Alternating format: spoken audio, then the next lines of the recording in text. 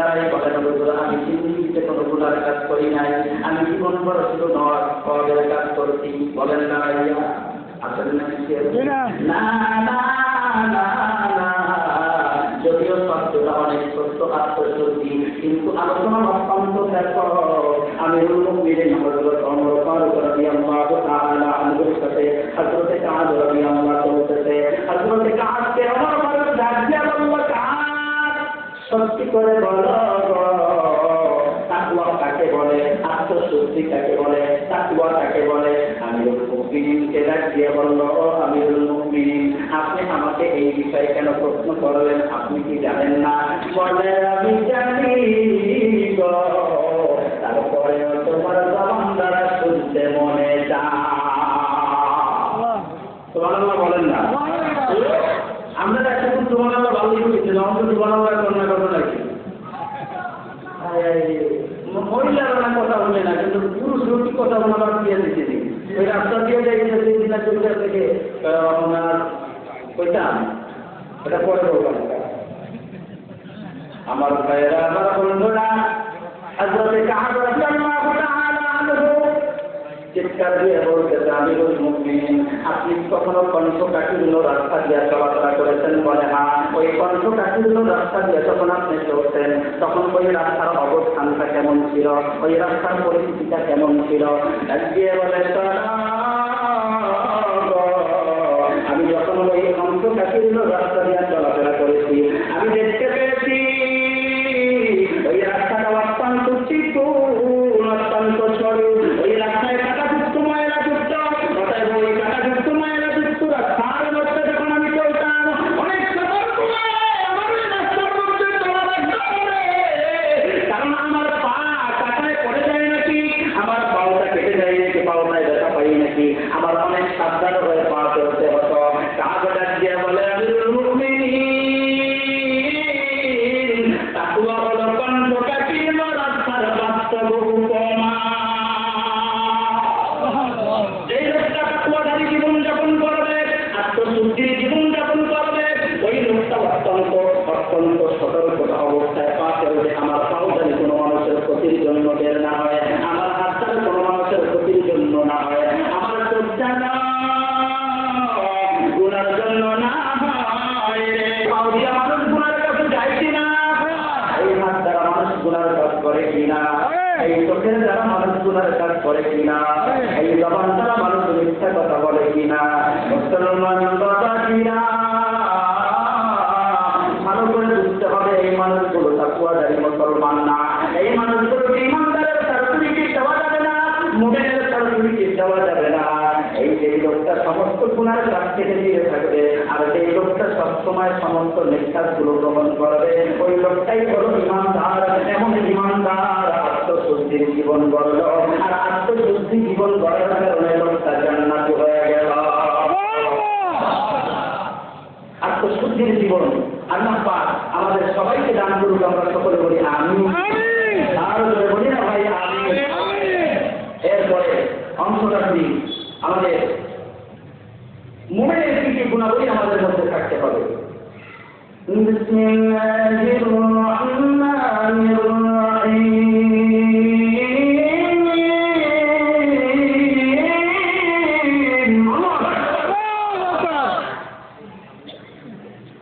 والذين هم لفروجهم حافظون।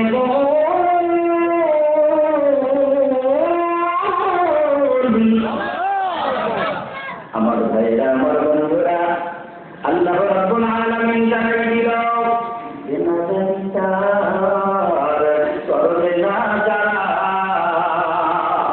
কি বিচার? জিনার বিচার। বলেন না কি বিচার? সমাজে আছে কি?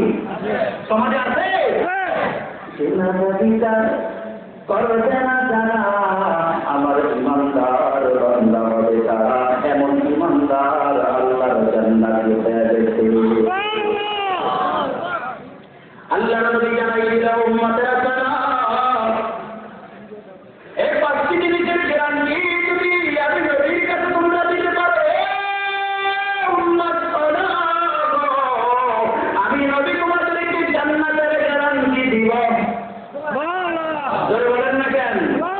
পাঁচটি গ্যারান্টির মধ্যে দুই পায়ের মধ্যে লজ্জার স্থানকে যারা গ্যারান্টি দিতে পারবা, যারা বলতে পারবা আমি যারা বিচার করি না, আমি চিন্তাতে যাই না, আমি অবশ্যই অবশ্যই কোনো খারাপ কাজের সাথে জড়িত না, আল্লাহর নবী বলল আমি তাকে জান্নাতের গ্যারান্টি দিয়ে দিলাম। কিয়ামতের ময়দানে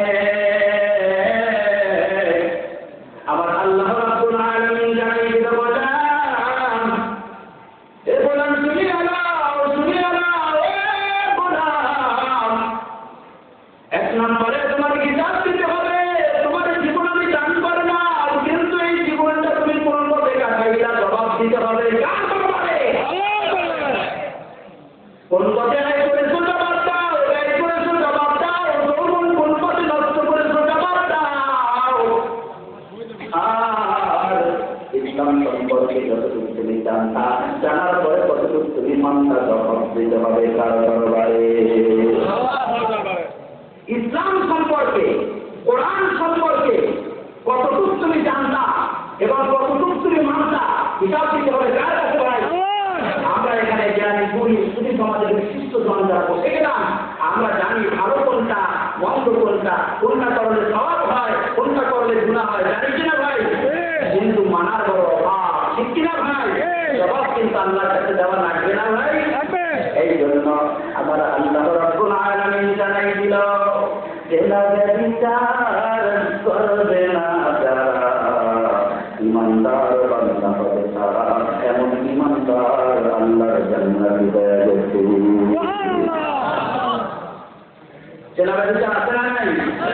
তার একমাত্র উল্লেখযোগ্য কারণ হচ্ছে পর্দার বড় অভাব হয়ে পড়েছে সমাজের মধ্যে, যার জন্য এই পর্দার অভাব হওয়ার কারণেই জেনা ব্যবচার দিন দিন বাড়তেছে। চলে বলেন কথা ঠিক কিনা?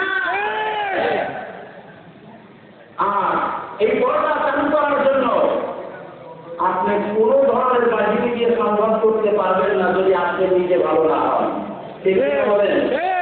আপনি যদি আপনার পরিবারকে পর্দায় না রাখেন, আপনি যদি আপনার বোনকে পর্দায় না রাখেন, আপনি যদি আপনার স্ত্রীকে পর্দায় না রাখেন, তাহলে অবশ্যই অবশ্যই পর্দা চালু করা সম্ভব হবে না। আপনি আপনার স্ত্রীকে পর্দা করতে হবে, আপনার মেয়েকে পর্দা করতে হবে, আপনার মাকে পর্দায় বের করতে হবে। দুঃখ হচ্ছে মুসলমান আজকে বাংলাদেশে প্রচলিত একটি নিয়ম হয়ে গেছে, পদ্ধতি হয়ে গেছে, একটা বিবাহ শাদী লাগলে মেয়েদের না হইলে চলেই না। ঠিক কিনা বলেন? পাঁচটা গাড়ি নিয়ে যদি বিয়ে দিতে অনুষ্ঠানে রওনা দেয়, তার মধ্যে কম হইলেও লেডিসের গাড়ি তিনটা। কয়টা ভাই? তিনটা। বাকি দুইটা থাকবে পুরুষের। আমরা করি না, আগে কথা বুঝতে পারি না। ওই ইঞ্জিনটাই যদি রাস্তা দিয়া এখন দেখি গাড়ির মধ্যে চলছে, এই মাইকে বলতে শোনাইছে, আপনারা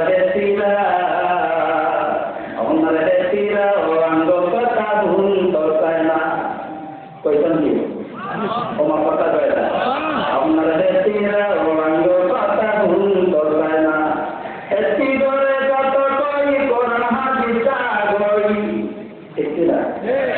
এসি ধরে কত কই করোনা দিশা গই, নারী পুরুষ সমান অধিকার হইতো হারে না, আপনারা গান শুনি রাস্তায় আগে ঘরে থাকত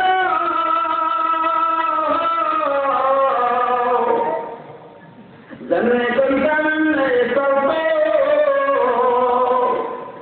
আপনার আগের মতো নাই, আপনার আগের মতো নাই,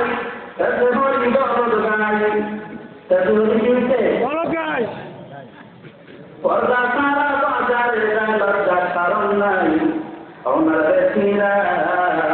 বুঝেন নাই তো দেখা যায় এত বড় বড় গাড়ি হয়েছে, এত বড় কি হয়েছে, আরে এত বড় বড় গাড়ি কেন হয়েছে? বড় করা করেন বউয়ের নামে অ্যাকাউন্ট, বউয়ের নামে জায়গা, মগাই বিয়ে করছে কেডার দেখা, আমার বাপ ভালো না, আমার বউ আমার মা ভালো না, তাদেরকে সোজা করার জন্য কেডার দেখা বিয়ে করানো লাগবে, কারণ কেডার ছাড়া আমার বাপ পরে সোজা করা যাবে না।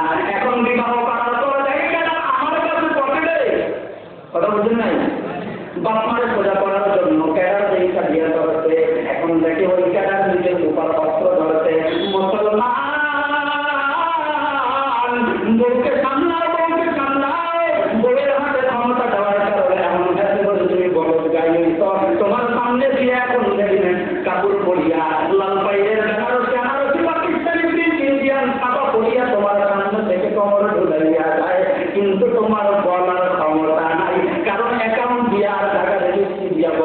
নাই।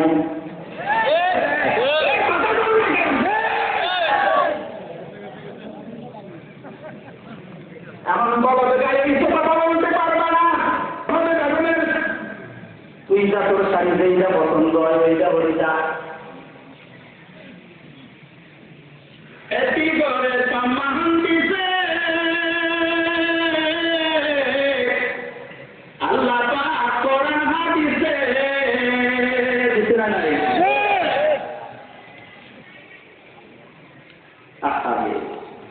আমি বলবো মুসলমান যদি আপনার স্ত্রীর কাছে পর্দা না করেন তাহলে কোনো সুযোগ নাই পর্দা চালু করা।